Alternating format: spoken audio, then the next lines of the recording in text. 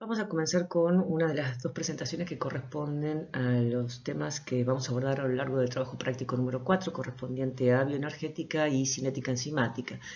En esta primera presentación, fundamentalmente nos vamos a abocar a la bioenergética y empezaremos a describir algunos aspectos fundamentales de lo que es la cinética química.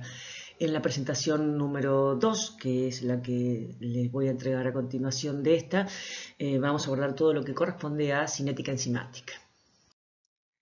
Las células y organismos, para vivir, crecer y reproducirse, tienen que realizar trabajos. Esos trabajos son los que denominamos trabajos biológicos. Para ello, pueden captar energía de diversas fuentes y canalizarla en la realización de esos trabajos. Esta capacidad que tienen las células de tomar energía y transformarla en otro tipo de energía es lo que se conoce como transducción de energía, la conversión de una forma de energía en otras. Y esa propiedad es una de las propiedades fundamentales de los organismos vivos. Los organismos heterótrofos, como es el caso de los seres humanos, captan la energía química de los combustibles metabólicos y la transducen en trabajos biológicos. ¿Cuáles? Por ejemplo, en la síntesis de moléculas orgánicas complejas a partir de precursores sencillos, la generación de gradientes, el movimiento, la producción de calor y la luz en el caso, por ejemplo, de las luciérnagas. En los organismos autótrofos, los fotosintéticos, son capaces de captar la energía del sol y transducirla en el mismo tipo de trabajos biológicos. La bioenergética justamente se ocupa del estudio de las transducciones de energía que tienen lugar en los seres vivos, tanto desde un punto de vista cuantitativo como de la naturaleza y la función de los procesos químicos sobre los que se basan esas transducciones. Estos procesos de transducción de energía obedecen a las mismas leyes físicas que gobiernan todos los procesos naturales. Por eso se dice que obedecen a las leyes de la termodinámica, porque de hecho la termodinámica es la rama de la física que estudia las relaciones cuantitativas que existen entre los distintos tipos de energía, eléctrica, química, radiante, mecánica. Teniendo en cuenta entonces que la bioenergética responde a las leyes de la termodinámica, comencemos a familiarizarnos con algunos términos termodinámicos de interés que vamos a ir utilizando. ¿A qué se llama desde un punto de vista termodinámico? Sistema, entorno y universo. Un sistema es una porción del universo aislada real o imaginariamente que vamos a someter a estudio. Por ejemplo, un sistema puede ser un coronavirus, puede ser una célula, puede ser un cultivo de células, puede ser un kilo de agua contenida en un vaso de precipitado. ¿A qué se denomina entorno? El entorno es todo el resto del universo que rodea mi sistema. Y por supuesto el universo entonces es el sistema más el entorno. ¿Cómo se pueden clasificar a los sistemas según el tipo de relación que tengan con el entorno? Lo podemos clasificar en abiertos cuando intercambian materia y energía con su entorno, cerrado cuando intercambian energía pero no materia con el entorno y aislado cuando no intercambian ni materia ni energía. Si uno piensa en una célula, claramente es un sistema abierto, es un sistema que puede intercambiar tanto materia como energía con su entorno. Ahora bien, supongamos que nuestro sistema es este, un kilo de agua pura contenida en un vaso de precipitados. Ese sistema puede estar en distintos estados termodinámicos. Por ejemplo, si lo tenemos a 4 grados centígrados, lo teníamos en la heladera, estaba ocupando un volumen de 1 litro y la presión es la presión atmosférica o de una atmósfera. ¿Qué sucede si ahora lo dejamos a temperatura ambiente, es decir, está a 25 grados? Su estado termodinámico cambió. Está a otra temperatura, su volumen ya no es de exactamente 1 litro, sino que por un efecto del aumento de la energía cinética de sus partículas, su volumen aumentó y es 1,003 litros. Y si lo utilizamos para tomar mate, lo calentamos y lo llevamos hasta 70 grados centígrados, su estado termodinámico también cambió, ya no está. Es el mismo sistema, es nuestro sistema, un kilo de agua pura, pero está en distintos estados termodinámicos. ¿A qué se denomina variables de estado? Al conjunto de variables que me definen el estado termodinámico del sistema. Por ejemplo, el volumen, la presión, la temperatura. Todas ellas definen el estado termodinámico de mi sistema, el mismo sistema en distintos estados termodinámicos. Veamos ahora a qué llamamos funciones de estado. Por definición, las funciones de estado son propiedades del sistema que dependen del estado termodinámico del mismo, pero no del camino recorrido para alcanzarlo. ¿Qué significa eso? Supongamos que tenemos nuestro sistema, el de 1 kilo de agua, en la heladera, a temperatura ambiente, calentado para tomar mate, hirviendo para poner los fideos o en el freezer. Es el mismo sistema en distintos estados termodinámicos. Las funciones de estado que presente mi sistema en el estado termodinámico 1 dependen exclusivamente del estado termodinámico en el que se encuentren y no si estoy a 4 grados centígrados porque enfrié el agua que estaba a 25 o porque derretí el hielo que tenía en el freezer. Independientemente del camino recorrido, las funciones de estado van a ser las mismas, dependen del estado termodinámico. Lo mismo pasa, por ejemplo, en el estado termodinámico 3. Van a tener determinadas funciones de estado que dependen del estado termodinámico que tiene mi sistema. No importa si proviene de enfriar el agua que estaba hirviendo o de calentar el agua que teníamos a 25 grados centígrados. En el caso del estado termodinámico 2 estamos en la misma situación. Las funciones de estado que presente dependen del estado termodinámico en el que está mi sistema en este momento. No importa si proviene de calentarla cuando la saqué de la heladera, de enfriarla cuando se estaba había sido calentada para tomar mate, o si proviene de descongelar el hielo, transformarla en agua líquida y luego dejarla que llegue a 25 grados centígrados por dejarlo a temperatura ambiente. Es independiente del camino recorrido. Las funciones de estado dependen del estado termodinámico del sistema. No me importa su historia previa. ¿Cuáles son las principales funciones de estado que vamos a trabajar? La energía interna, que se simboliza con la letra E o U, dependiendo de la bibliografía que utilicen, que no es ni más ni menos que la suma de todas las energías que presenta el sistema, es decir, la atómica, la molecular, la eléctrica, la nuclear, la cinética, la potencial, la suma de todas las energías es lo que conocemos como energía interna del sistema. La entalpía, que se simboliza con la letra H, porque viene del inglés heat, es una medida del contenido de calor que tiene el sistema. La tercera de las funciones de estado que vamos a trabajar es la energía libre de Gibbs. Se simboliza con la letra G. ¿Y qué es la energía libre de Gibbs? Es la fracción de la energía total que tiene mi sistema que es utilizable, que es capaz de realizar trabajo. ¿Qué significa? En el sistema tenemos una determinada cantidad de energía total, que es su energía interna, pero no toda esa energía es utilizable. La fracción de energía del sistema que es utilizable es lo que conocemos como energía libre de Gibbs. Y finalmente, la cuarta de las funciones de estado que vamos a utilizar es el concepto de entropía. Se simboliza con la letra S y es una medida del desorden del sistema. O sea, cuanto mayor sea la entropía, más desordenado está mi sistema. Matemáticamente, y por cuestiones que exceden absolutamente al contexto de nuestra materia, se sabe que la energía libre es igual a la entalpía menos la temperatura absoluta por la entropía. De modo tal que nuestra energía libre, esa fracción de la energía utilizable, será mayor cuanto más grande sea el contenido de calor, o sea, cuanto mayor sea la entalpía y cuanto menor sea la entropía, es decir, cuanto más ordenado esté mi sistema. Retomo el concepto de esta T mayúscula que les dije yo recién que es temperatura absoluta.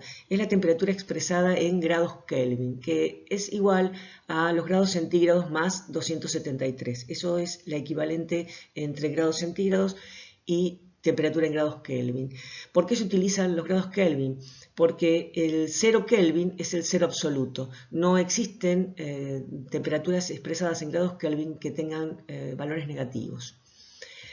Ahora bien, ¿en qué unidades se expresan la energía interna, la entalpía y la energía libre de Gibbs? Son energías, todas se expresan en unidades de energía. Puede ser joules, pueden ser calorías, y siempre expresadas por unidad de cantidad de materia, en este caso por mol.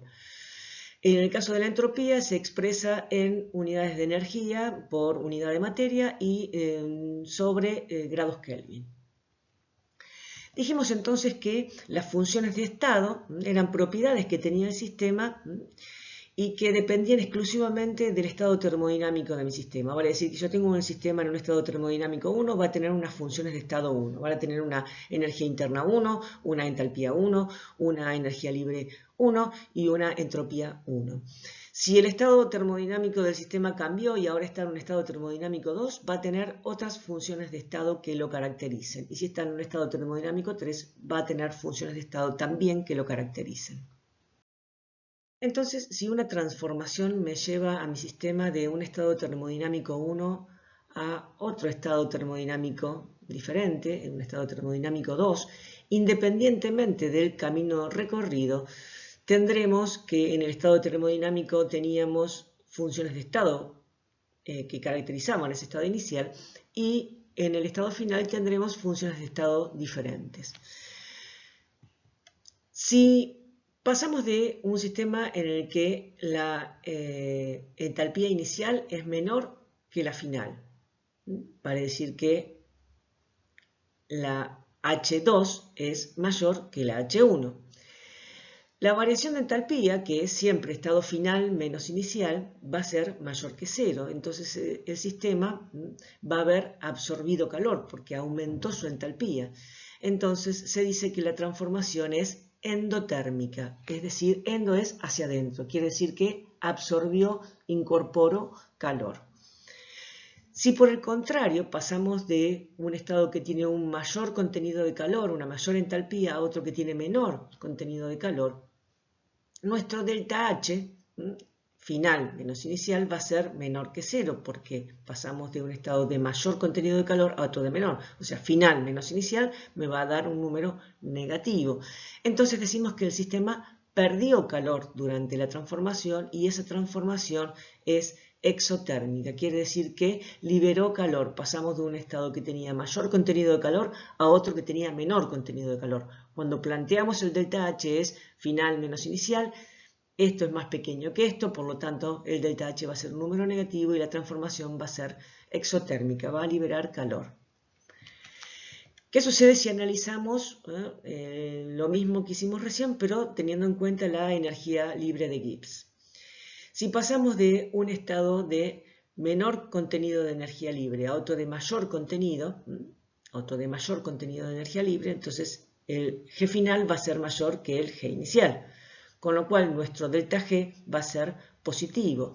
Es decir que el sistema lo que hizo fue absorber energía, ganar energía. Por eso se dice que la transformación es endergónica, incorpora energía.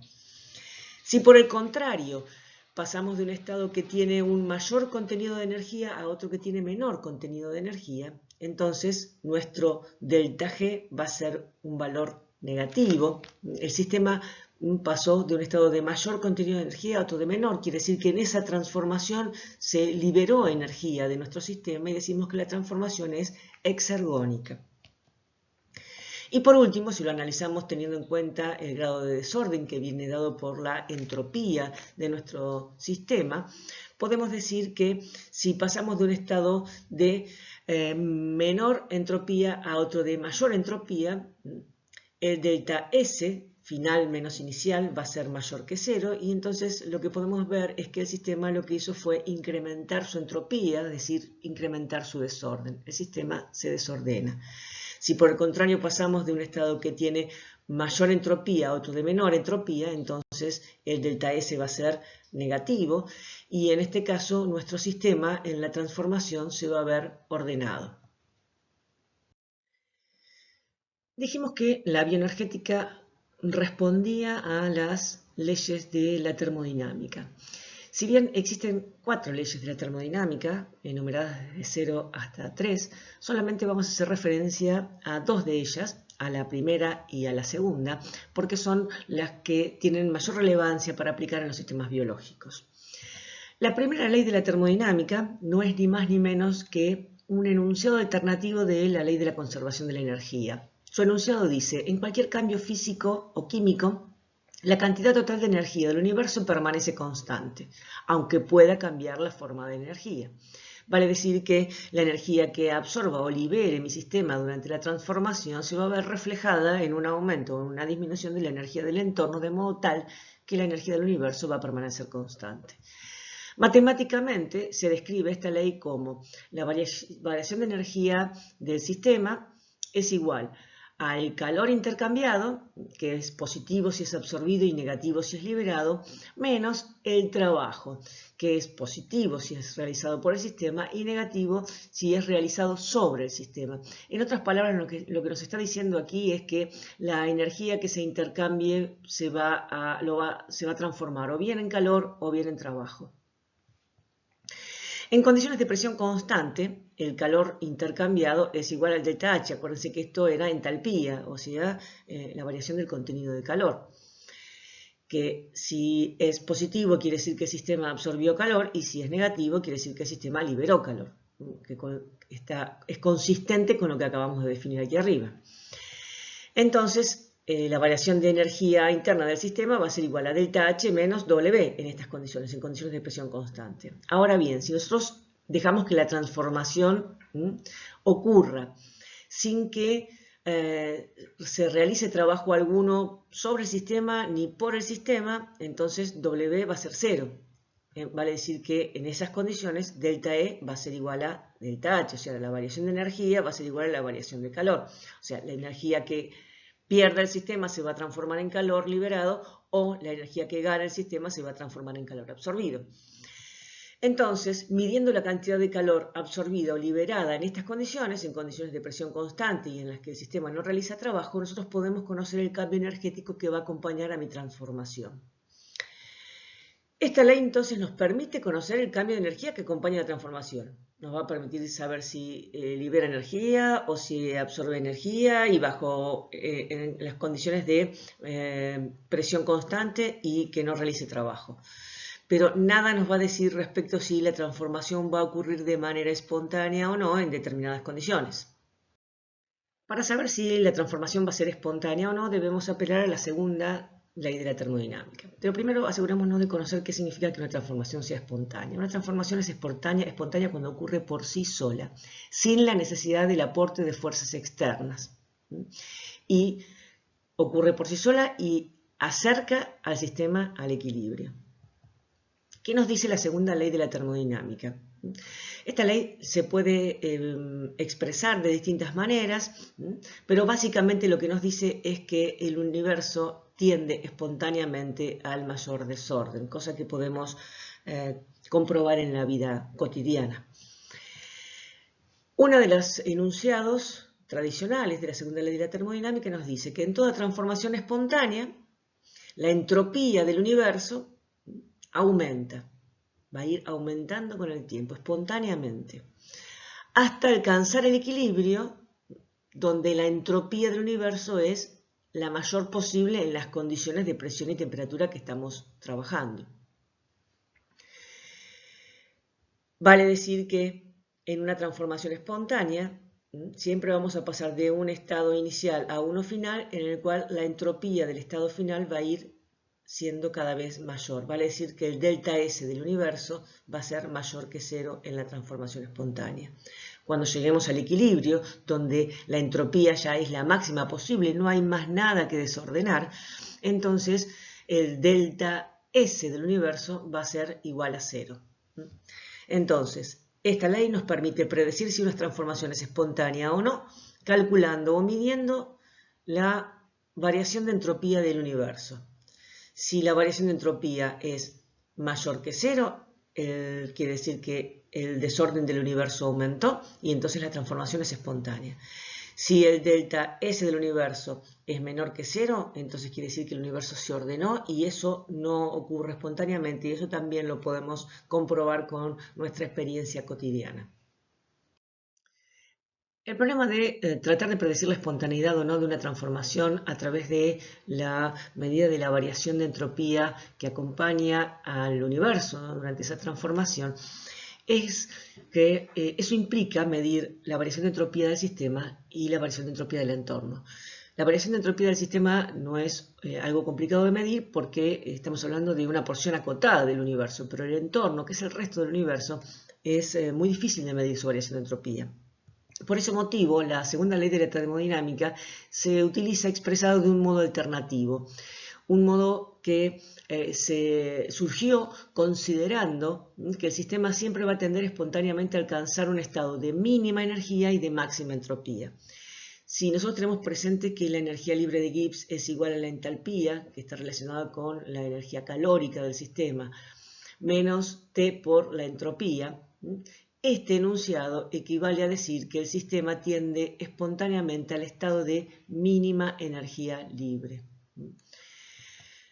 El enunciado alternativo que surge de considerar esta nueva situación de espontaneidad es: en toda transformación espontánea, la energía libre del sistema va a ir disminuyendo hasta alcanzar el equilibrio en el cual la energía libre es la mínima posible para el sistema en estas condiciones de presión y temperatura que se están midiendo.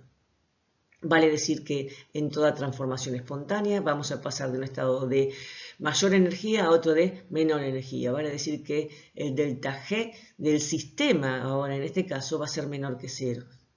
Entonces, en toda transformación espontánea, el delta G del sistema es menor que cero. Pasamos de un estado de mayor energía a otro de menor energía y así sucesivamente. Eso ocurre espontáneamente, es decir, sin la necesidad del aporte de fuerzas externas y va acercando a mi sistema hasta el equilibrio. Cuando lleguemos al equilibrio, la energía libre es la menor energía libre que puede tener el sistema, de modo tal que no va a haber variaciones disminuciones posteriores, con lo cual la variación de energía libre del sistema va a ser igual a cero. Entonces, utilizando este enunciado alternativo de la segunda ley de la termodinámica, podemos decir que si en una transformación que me lleva a un sistema de un estado termodinámico 1 a un sistema termodinámico 2, ocurre que la energía libre del estado final es menor que la energía libre del estado inicial, entonces el delta G es negativo, la transformación es espontánea. El sistema va a liberar energía durante la transformación porque pasamos de un estado de mayor energía a otro de menor energía. Va a ser exergónica la transformación y la energía liberada durante ese proceso puede llegar a ser capaz de realizar trabajo si está acoplada a un sistema que la puede utilizar, si no se perderá bajo la forma de calor. En cambio, si durante la transformación pasamos de un estado de menor energía a otro de mayor energía, vale decir que el delta G es positivo, la transformación no es espontánea, no va a realizarse sin el aporte de fuerzas externas. Vamos a pasar entonces de menor energía a mayor energía, entonces el sistema va a incorporar energía, por eso la transformación se dice que es endergónica. Solo va a poder llevarse a cabo esta transformación con el aporte de fuerzas externas. Y por último, si durante la transformación del estado termodinámico 1 al 2 no se producen cambios en la energía libre del sistema, quiere decir que el sistema ha llegado al equilibrio, al estado de mínima energía libre y por lo tanto la variación de energía libre durante esa transformación es igual a cero. ¿Qué sucede cuando tenemos una reacción química? Una reacción química no es ni más ni menos que una transformación a través de la cual una serie de moléculas, a las que denominamos reactivos, por ruptura y reordenamiento de sus átomos, se transforman en productos, de modo tal que pasamos de un estado inicial a un estado final. El delta G que va a acompañar a esta transformación, como cualquier otra transformación, va a venir dado por la diferencia entre la energía libre de los productos menos la energía libre de los reactivos, estado final menos estado inicial.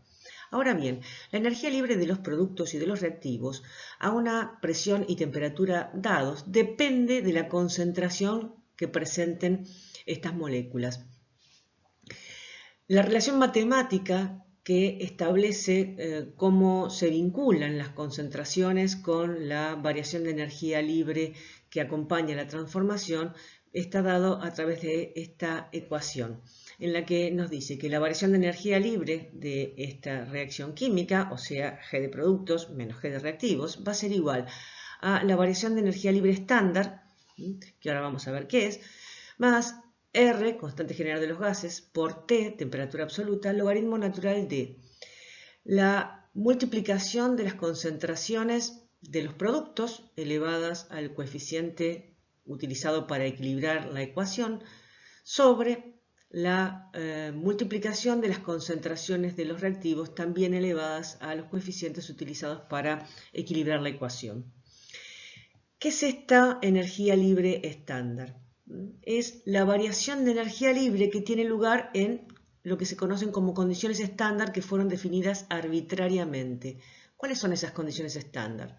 Concentraciones de reactivos y productos 1 molar.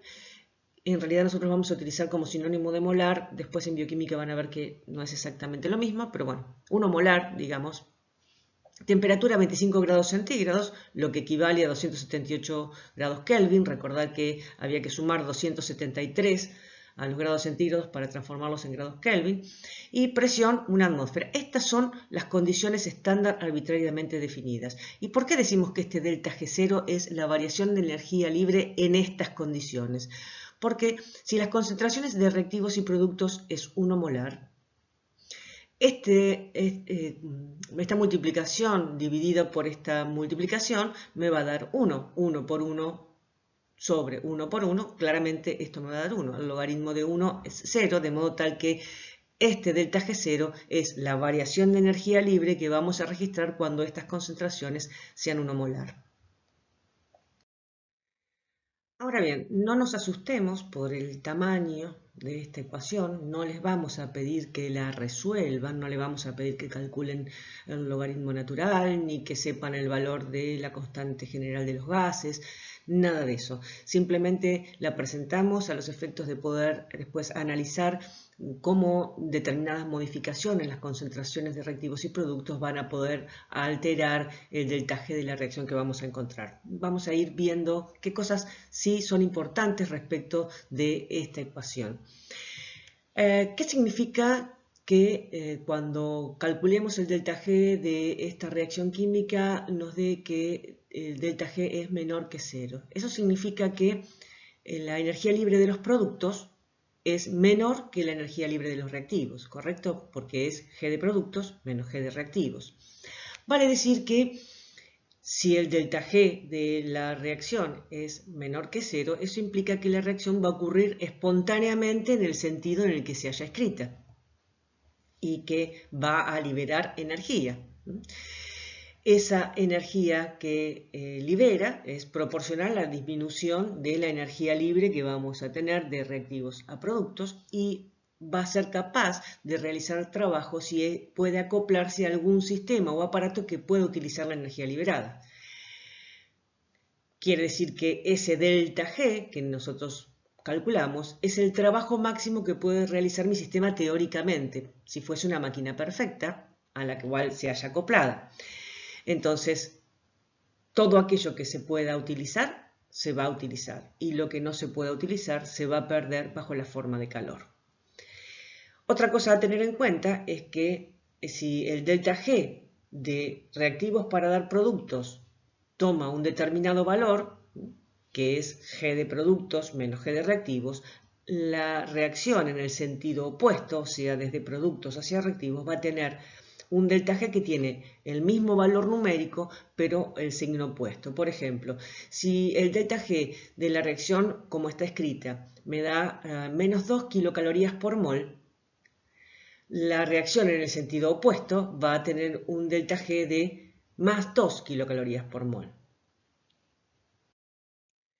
Ahora bien, supongamos que tenemos nuestra reacción, que en un instante determinado las concentraciones de los reactivos A y B y de los productos C y D son estas concentraciones definidas. Calculamos el delta G en estas condiciones y encontramos que el G de productos es menor que el G de reactivos, con lo cual decimos, bueno, la reacción tiene un delta G menor que 0, va a transcurrir espontáneamente en el sentido en el cual se haya escrita. Pero ¿qué va a suceder al instante siguiente? Las concentraciones de A y de B, C y D van a seguir siendo las mismas con las que calculamos este delta G. Claramente no. Al transcurrir la reacción, las concentraciones de los productos, o sea, C y D, va a ir aumentando y las concentraciones de los reactivos, A y B, va a ir disminuyendo, con lo cual el G de productos va a ir aumentando y el G de reactivos va a ir disminuyendo. ¿Hasta cuándo? Hasta que lleguemos a una situación de equilibrio en el cual G de reactivos y G de productos son iguales, con lo cual el delta G es 0, y en esas condiciones las concentraciones de reactivos y productos ya no van a variar más, sino que se van a mantener constantes.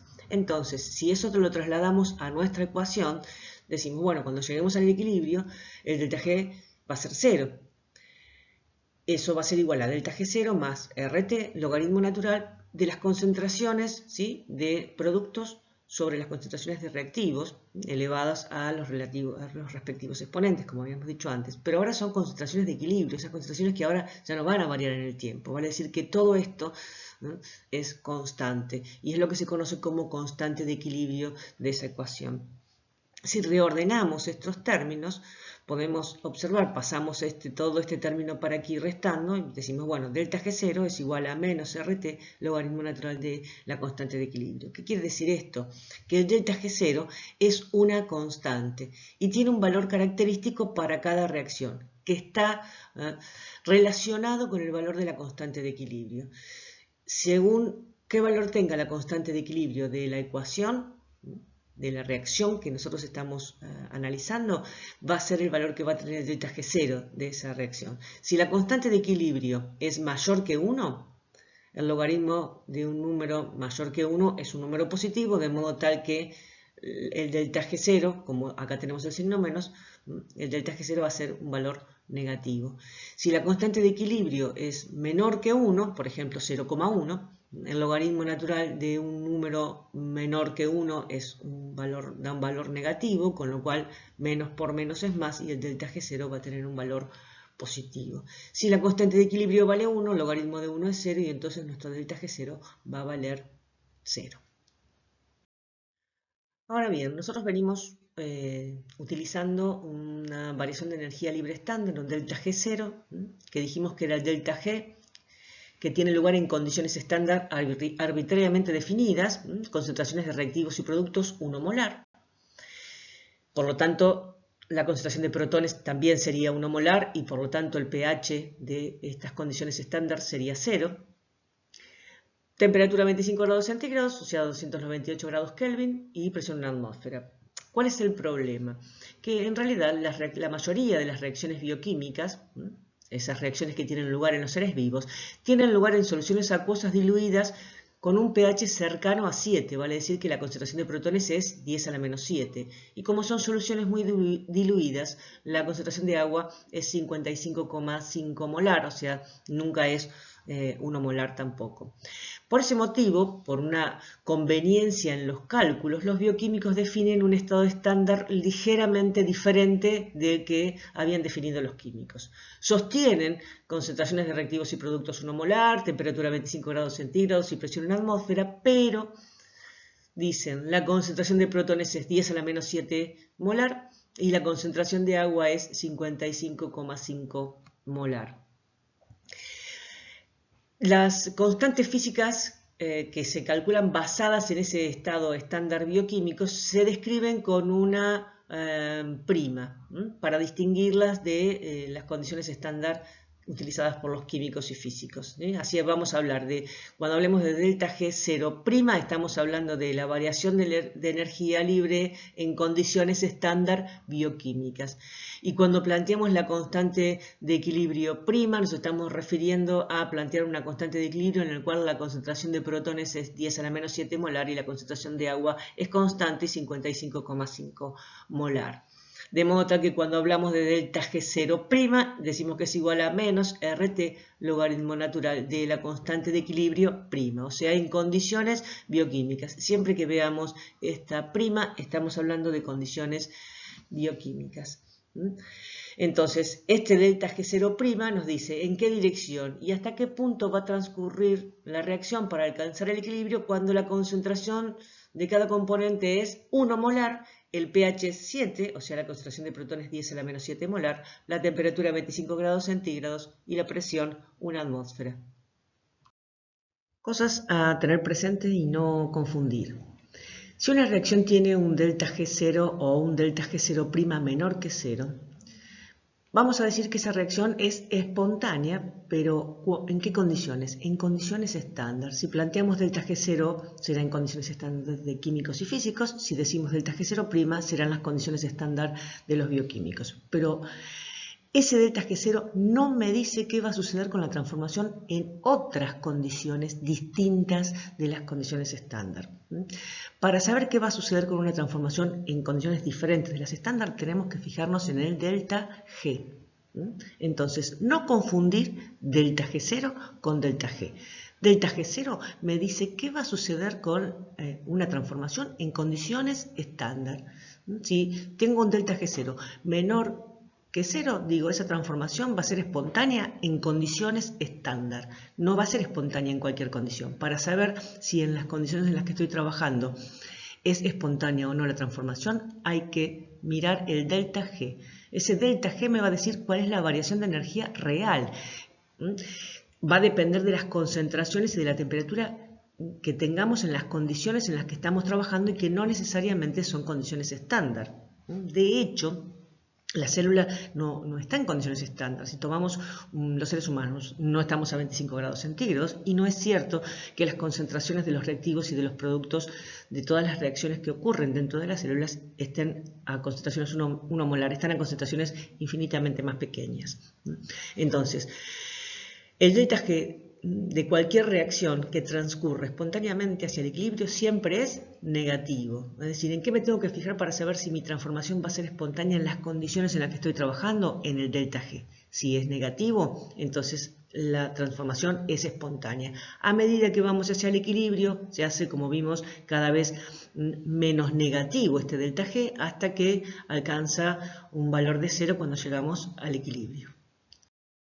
Analicemos lo que acabamos de decir a través de un ejemplo. Supongamos que tenemos una transformación de A para dar B.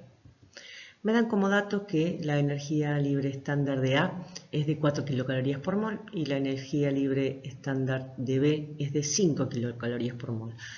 A través de estos datos yo puedo calcular el delta G0 de la transformación de A para dar B, haciendo G0 de B menos G0 de A igual a 5 kilocalorías por mol menos 4 kilocalorías por mol, vale decir que el delta G0 de A para dar B es de 1 kilocaloría por mol.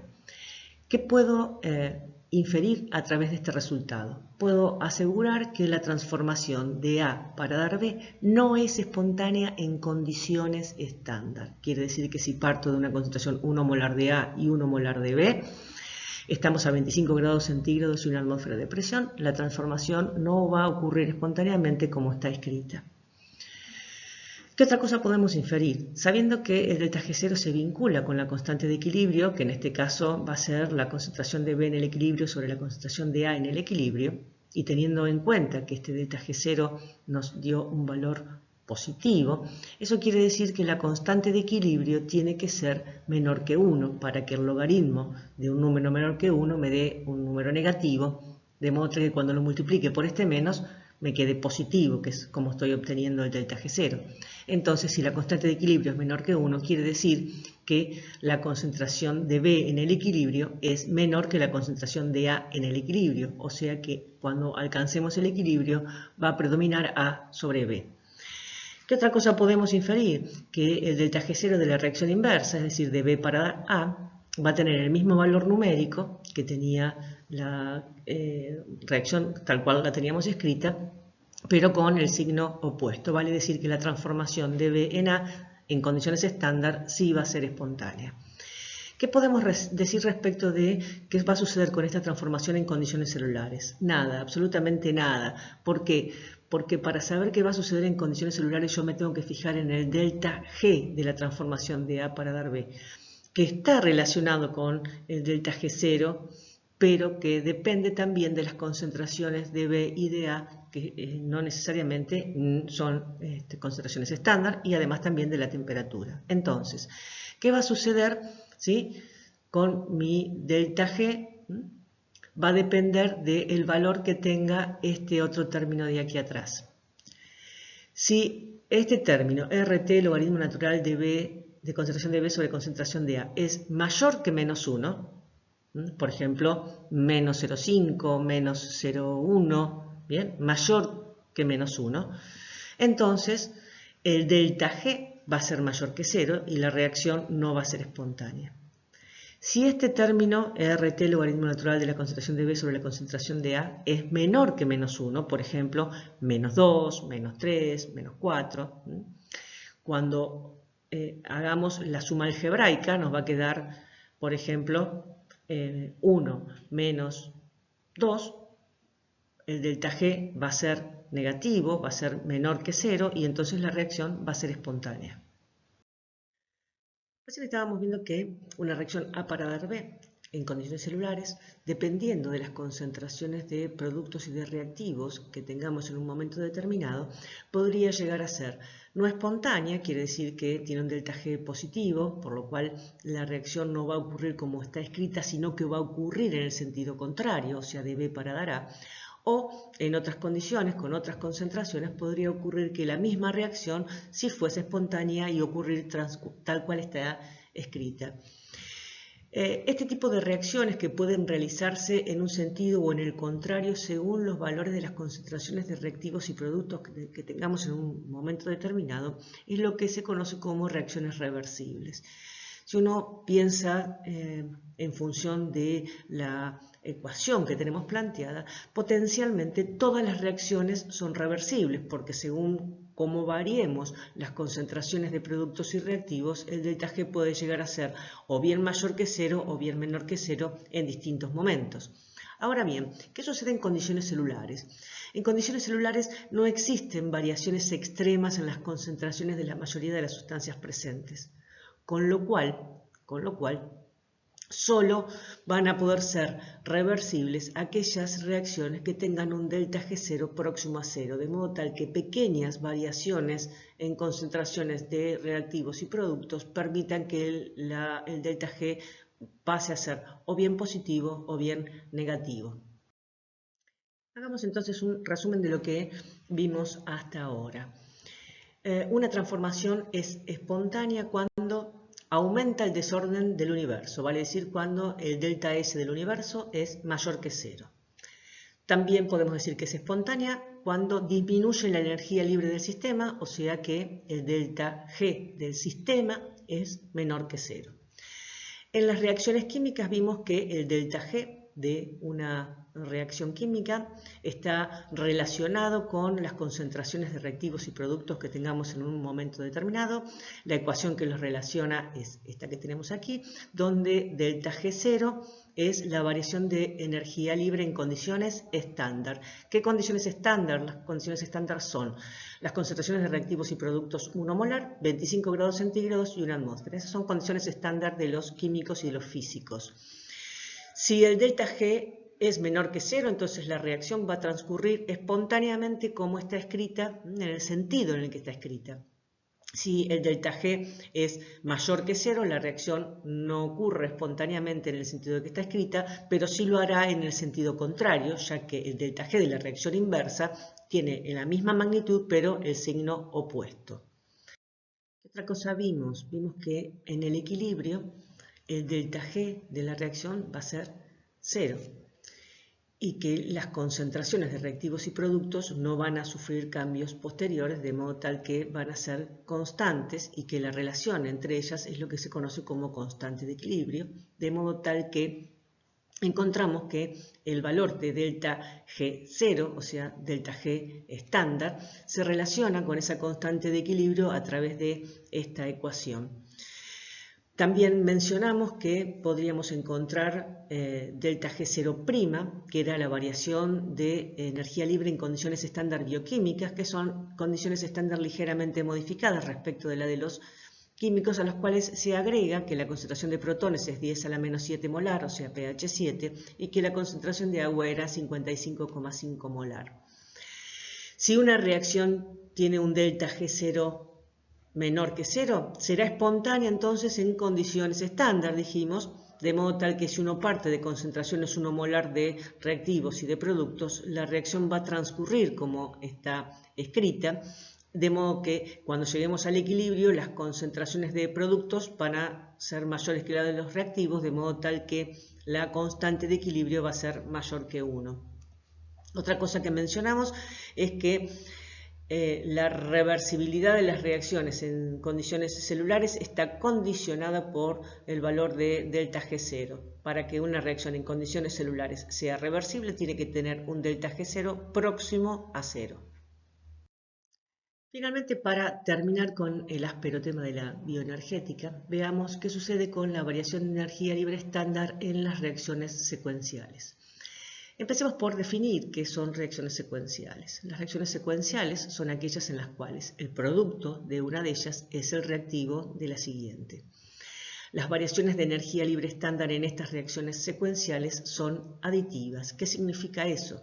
Si la reacción A para dar B tiene un delta G0' de 5 kilocalorías por mol y la reacción secuencial a esta, B para dar C, tiene un delta G0' de menos 7 kilocalorías por mol, la reacción global, que resulta de la suma de ambas reacciones, A para dar C, va a tener un delta G0', que es la suma algebraica de los delta G que presentaban cada una de ellas. Vale decir que en este caso es 5 más menos 7 menos 2 kilocalorías por mol.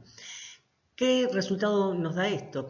Esta reacción A para dar B, que en condiciones estándar no es espontánea, puede realizarse si se encuentra asociada a una reacción secuencial a través de un intermediario común, como es en este caso B para dar C, de modo tal que la reacción acoplada global, la suma de ambas, tiene un delta G0 negativo. Eso implica que esta reacción sí es espontánea en condiciones estándar.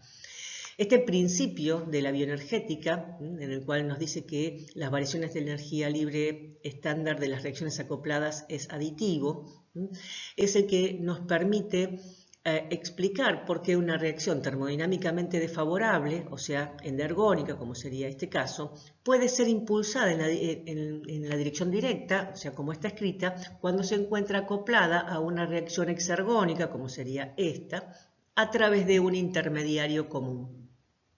Apliquemos el concepto recién adquirido para analizar un ejemplo como es la síntesis de glucosa 6-fosfato, una reacción que tiene lugar en el citosol de las células y que pertenece a un proceso metabólico denominado glucólisis que vamos a ver a la brevedad.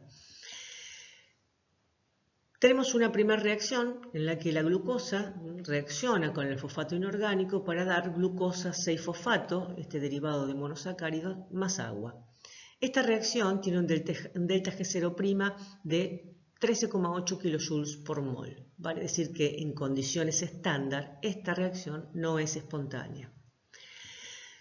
Si consideramos esta segunda reacción en la que el ATP se combina con el agua y se produce una hidrólisis de uno de sus enlaces fosfoanhídrido para dar ADP más fosfato inorgánico, esta reacción de hidrólisis de los enlaces fosfato de alta energía del ATP es muy exergónica y en condiciones estándar libera 30,5 kilojoules por mol.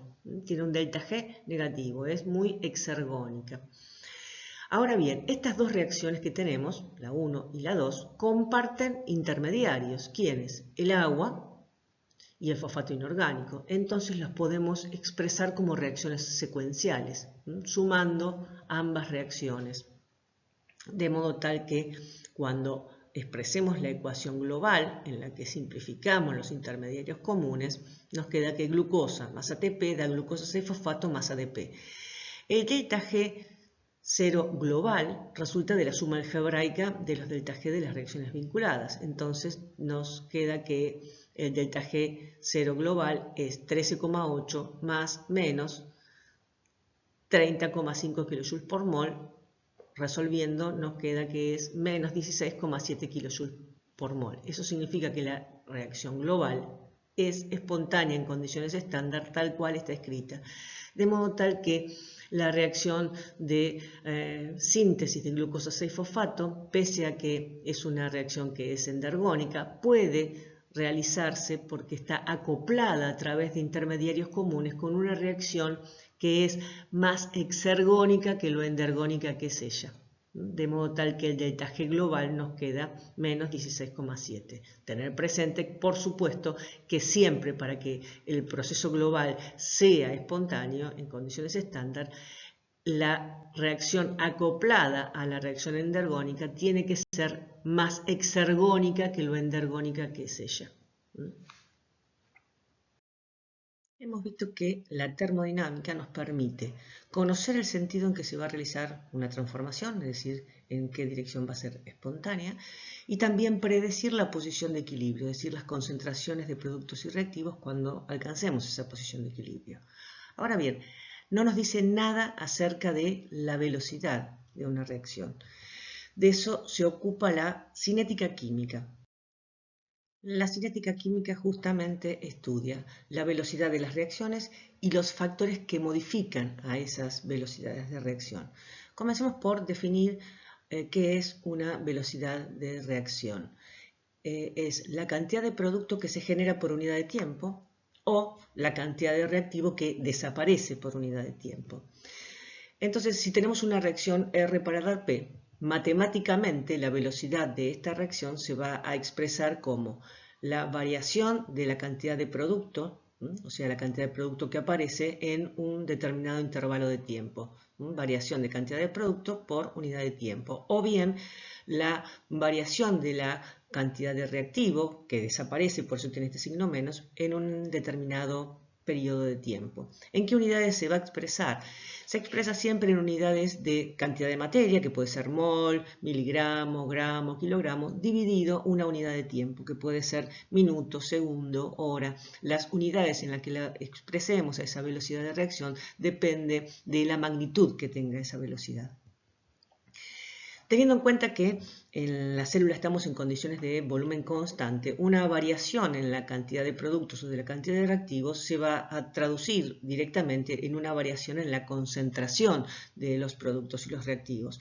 Por eso, una manera alternativa de expresar la velocidad de las reacciones en condiciones celulares es expresándola como una variación de la concentración de productos por unidad de tiempo o una variación de la concentración de reactivos por unidad de tiempo.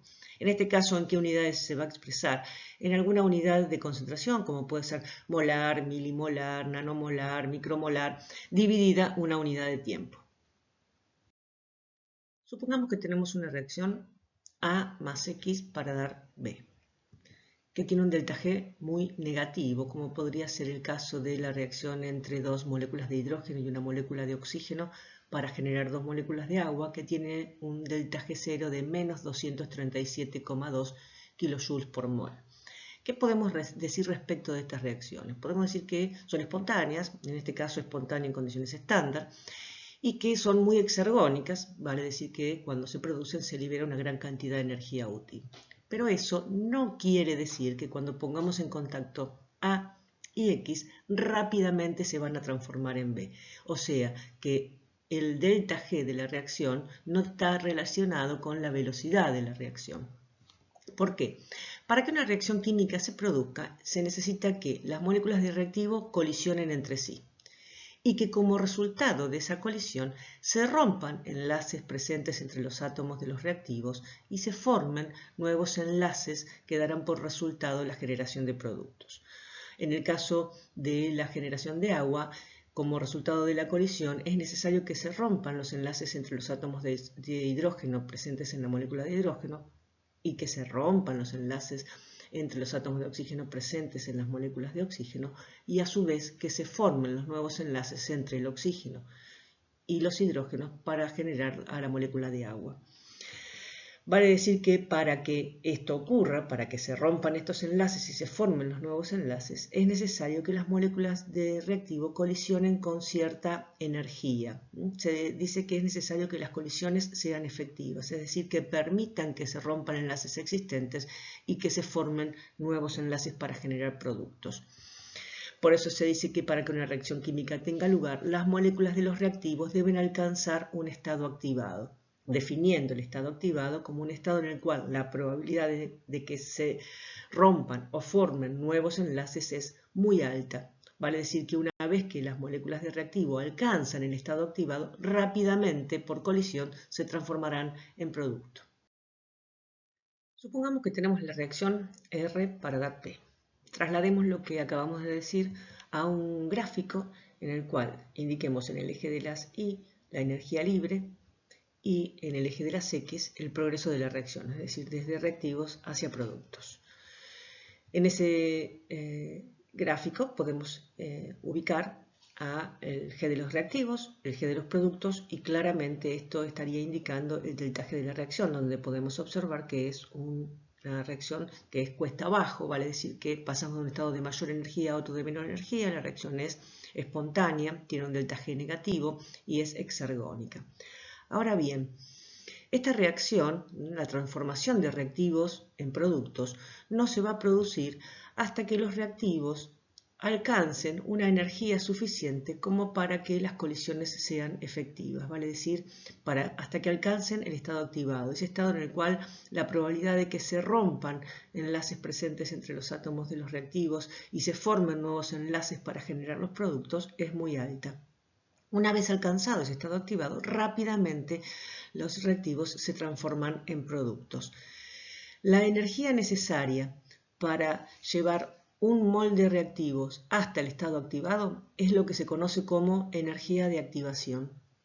El estado activado siempre se indica con un supraíndice numeral que acompaña a las moléculas de reactivos. Vale decir entonces que la velocidad de una reacción dependerá del tiempo que tarden las moléculas de reactivo en alcanzar el estado activado. Y obviamente el tiempo que tarden en alcanzar el estado activado será mayor cuanto mayor sea la energía de activación, es decir, la energía necesaria para llevar un mol de reactivos hasta el estado activado. Y por lo tanto, la velocidad, cuanto mayor sea la energía de activación, la velocidad de la reacción va a ser menor. Por eso se dice que en iguales condiciones de presión, temperatura y concentración, la velocidad de una reacción depende de la energía de activación. Otra cosa a tener en cuenta en este gráfico es que nosotros podemos identificar el delta G de la reacción S para dar P, pero también podríamos identificar el delta G de la reacción P para dar S, que es el mismo, pero con signo cambiado. Del mismo modo que podemos identificar la energía de activación de la reacción S para dar P, también podemos identificar la energía de activación de la reacción P para dar S, que sería el delta G más la energía de activación de la reacción en sentido directo. Utilicemos los conceptos teóricos que recién estuvimos discutiendo para la resolución de situaciones problemáticas del estilo de las que van a tener ustedes presentadas en el trabajo práctico número 4. La primera de las situaciones problemáticas nos dice, dadas las siguientes reacciones, nos presentan dos reacciones, X para dar Z y una reacción 2, R para dar P. Nos dicen que la reacción X para dar Z tiene un delta G de menos 8 kilocalorías por mol y una energía de activación de 10 kilocalorías por mol. Y la reacción 2, R para dar P, tiene un delta G de menos 4 kilocalorías por mol y una energía de activación de 6 kilocalorías por mol. ¿Qué me preguntan? Me preguntan, ¿son espontáneas? Y que justifique. Para saber si una reacción es espontánea o no, nosotros nos tenemos que fijar en el delta G de la reacción. Como el delta G de ambas reacciones es negativo, decimos que ambas reacciones son espontáneas. ¿Por qué? Porque tienen un delta G menor que 0, vale decir que pasamos de un estado de mayor energía a otro de menor energía y eso es espontáneo. Luego me preguntan cuál de ellas es más rápida y que justifique también. Para saber cuál de las dos reacciones es más rápida, tengo que fijarme en la energía de activación. Nosotros dijimos que cuanto mayor es la energía de activación, más lenta es la reacción. De modo tal que, si observamos las energías de activación, decimos la reacción 2 es más rápida que la reacción 1 porque tiene menor energía de activación. Y finalmente nos piden que para cada caso, para la reacción 1 y la reacción 2, calculemos el delta G y la energía de activación de la reacción inversa. Tomemos la reacción 1, X para dar Z. La reacción inversa sería Z para dar X, ¿verdad? Me habían dicho que, como dato, que el delta G de X para dar Z es menos 8 kilocalorías por mol. Supongamos que esto es X y que esto es Z. Esto sería menos 8 kilocalorías por mol. Vale decir que el delta G de la reacción inversa tiene el mismo valor numérico pero el signo opuesto. Entonces el delta G de Z para dar X es de 8 kilocalorías por mol. La energía de activación de la reacción inversa. Me dijeron que la energía de activación de X para dar Z es de 10 kilocalorías, o sea que esto vale 10. Y me preguntan cuánto es el valor de la energía de activación de la reacción inversa, es decir, de productos hacia reactivos. En este caso, este delta G dijimos que era de 8, más los 10 de la energía de activación. La energía de activación de la reacción inversa es de 18 kilocalorías por mol. ¿Qué sucede con la reacción 2? Me habían dicho que el delta G de la reacción R para dar P, si esto es R y esto es P, R para dar P, es menos 4 kilocalorías por mol. Vale decir que esto es menos 4. Entonces el delta G de la reacción inversa es más 4 kilocalorías por mol. ¿Qué sucede con la energía de activación de la reacción inversa? Me dijeron que la energía de activación en el sentido directo, o sea de R para dar P, es de 6 kilocalorías por mol. Pero para sacar la energía de activación de la reacción inversa en el sentido contrario, tengo que sumar a esta energía de activación el valor del delta G de la reacción, con lo cual la energía de activación es 6 más 4, 10 kilocalorías por mol. En esta segunda situación problemática nos dicen, dada la reacción A para dar B, sabiendo que la energía libre de A es de 2 kilocalorías por mol, la energía libre de B es de 1 kilocaloría por mol y el estado activado es de 3 kilocalorías por mol, nos piden A. Realiza un gráfico de energía libre versus coordenada de reacción o progreso de reacción y B. Señale en el gráfico y calcule el delta G y la energía de activación de la reacción A para dar B y de B para dar A, es decir, de la reacción inversa. Vamos con el ítem A. Un gráfico en el que ubiquemos energía libre versus coordenada de reacción o progreso de reacción. Ponemos las unidades correspondientes porque las energías libres están expresadas en kilocalorías por mol y en este gráfico ubicamos energía libre de A en 2, energía libre de B en 1 y aquí tenemos el estado activado en 3. Ya hicimos el gráfico de energía libre versus coordenada de reacción. Ahora me piden que señale en este gráfico y que calcule el valor de delta G de energía de activación de reacción directa e inversa. Vamos con el delta G. El delta G de la reacción directa es este que está marcado aquí y es estado final menos inicial.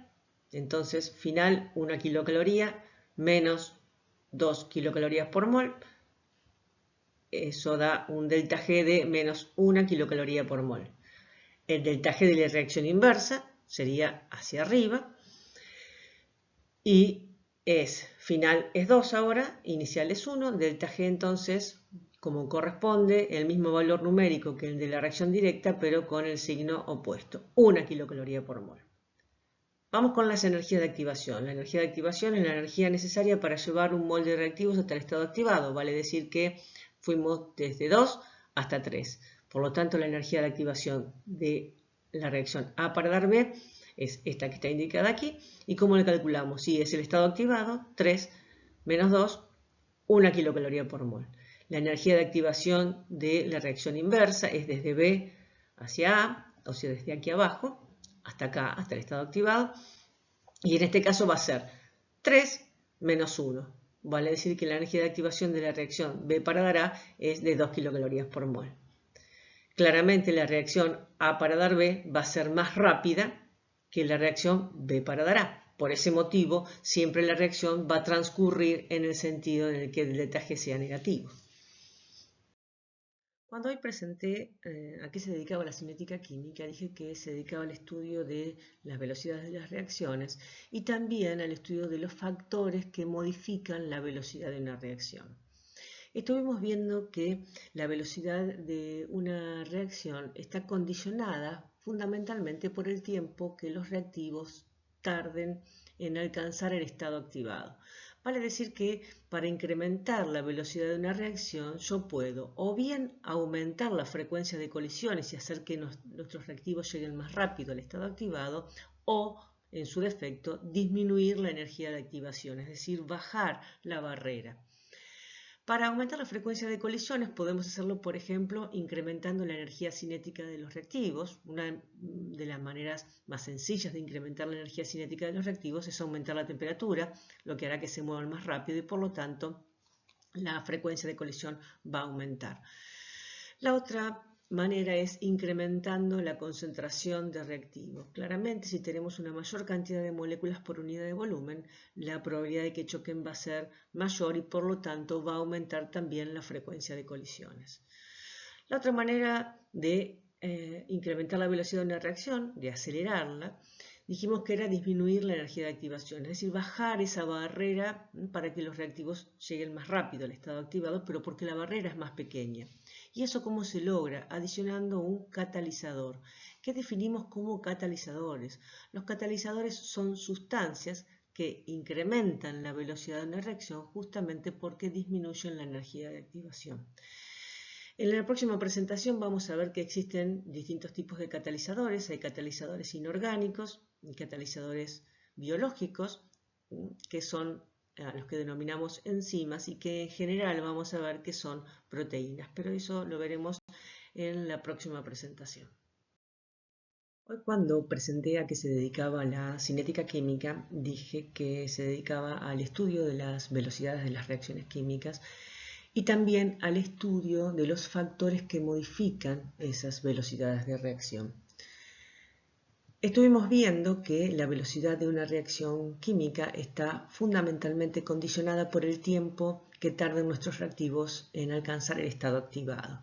Vale decir que para incrementar la velocidad de una reacción yo puedo o bien aumentar la frecuencia de colisiones de modo tal que los reactivos alcancen más rápido el estado activado, o, en su defecto, disminuir la energía de activación, es decir, bajar esa barrera. Para aumentar la frecuencia de colisiones podemos hacerlo, por ejemplo, incrementando la energía cinética de los reactivos, es decir, la velocidad a la cual se mueven esos reactivos. Una manera de incrementar su energía cinética sería, por ejemplo, incrementando la temperatura. Los reactivos se mueven más, las moléculas de reactivos se mueven más rápido y entonces la frecuencia de colisión va a aumentar. La otra manera sería incrementando la concentración de reactivos. Claramente, si tenemos un mayor número de moléculas por unidad de volumen, la probabilidad de que colisionen va a ser mayor y por lo tanto más rápidamente van a alcanzar el estado activado. La otra manera dijimos que era disminuir la energía de activación. ¿Cómo bajamos esa barrera? Adicionando un catalizador. De hecho, ¿qué se define como catalizador? Son sustancias que incrementan la velocidad de la reacción porque disminuyen la energía de activación. Podemos distinguir dos grandes tipos de catalizadores. Los catalizadores inorgánicos, por ejemplo el platino, y los catalizadores biológicos, es decir, los que actúan en los seres vivos, a los que denominamos enzimas y que en general son proteínas. ¿Cuáles son las características comunes que presentan los catalizadores inorgánicos y los catalizadores biológicos? Al final de la reacción se regeneran sin modificación alguna, o sea que no forman parte de los productos finales ni se degradan en el proceso. Obviamente, si no son reactivos ni son productos de la reacción, el estado inicial y el estado final de mi reacción no se modifica, de modo tal que no afectan el delta G de la reacción. Es decir, la presencia de un catalizador no va a modificar el delta G de la reacción. Si una reacción no es espontánea, la presencia del catalizador no la va a transformar en espontánea. No modifican el delta G. No son reactivos ni son productos, de modo tal que el estado inicial y el estado final de mi reacción no se modifica. ¿Cuáles son las características distintivas de nuestros catalizadores biológicos, es decir, de las enzimas? Las enzimas actúan en condiciones fisiológicas, condiciones de presión y temperaturas moderadas, por ejemplo, mientras que los catalizadores inorgánicos actúan en condiciones extremas de presión y temperatura.